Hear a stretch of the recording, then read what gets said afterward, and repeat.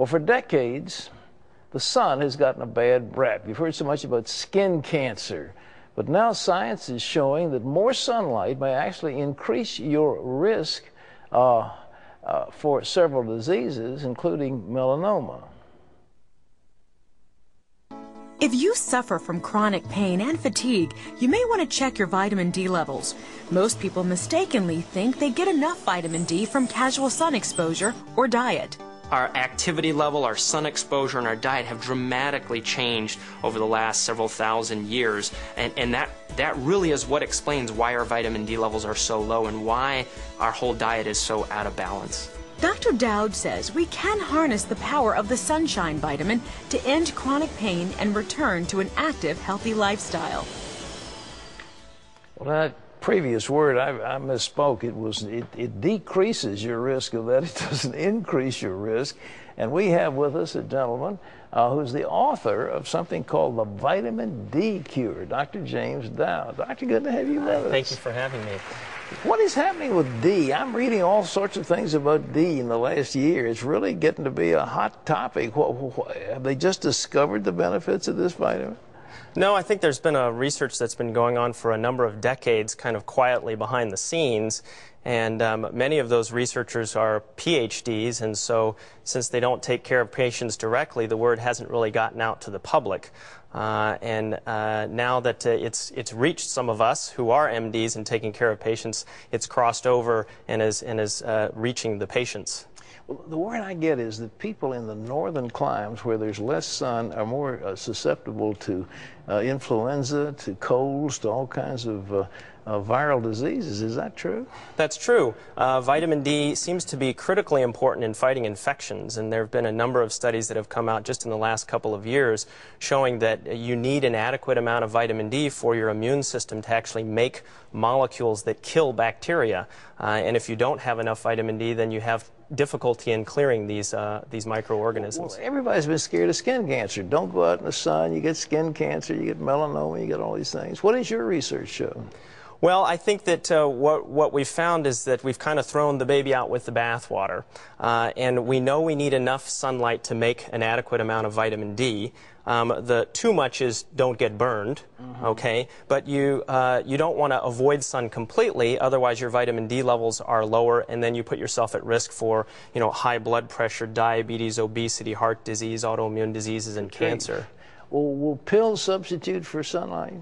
It appears that they will, and sort of that's one of the principles behind the book, was to avoid the whole controversy of too much sun, what's the right amount of sun, and with our busy lives we can't get out in the sun. It's much simpler to just take a supplement, and when you calculate using the tables in the book, you can get very precise at normalizing your vitamin D, and then you avoid some of the controversy about sun exposure. Well, how about obesity? I never thought of vitamin D as an obesity fighter. Is that true? Does it work?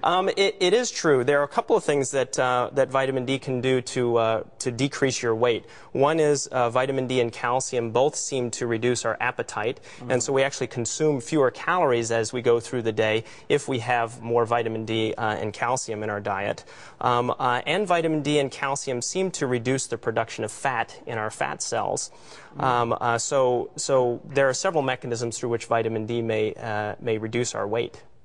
Well, what do you take? The recommended daily allowance from the government is always too small. What do they say? The maximum you want is about 400?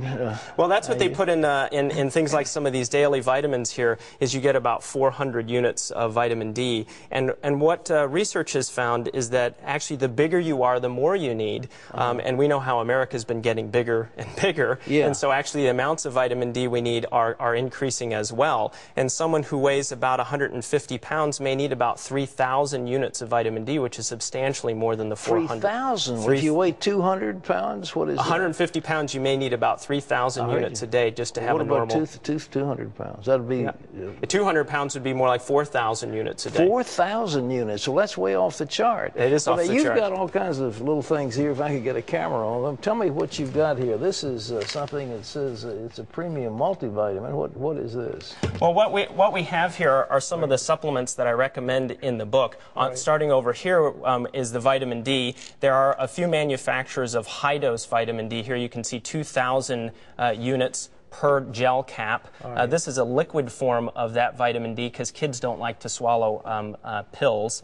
And then omega-3 fatty acids seem to work with vitamin D. They bind to the same receptor, and so they're very important in helping vitamin D do its work. Is that fish oil, flax yes, oil, fish oil? This comes from fish oil, Right. and it's a little more concentrated than just plain fish oil. It's about twice concentrated.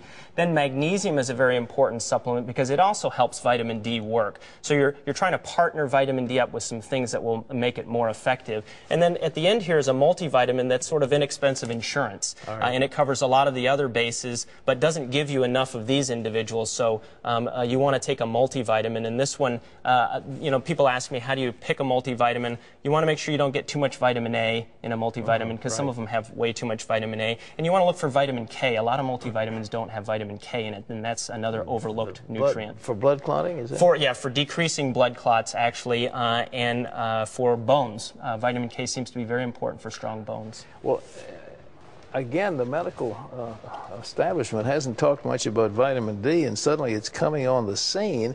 But the idea, if you go out in the sun for several hours, you will get several 100,000 units of vitamin D rather than the little teeny bit they recommend. Isn't that right? That's correct. So you can get a lot of vitamin D fairly quickly with appropriate sun exposure.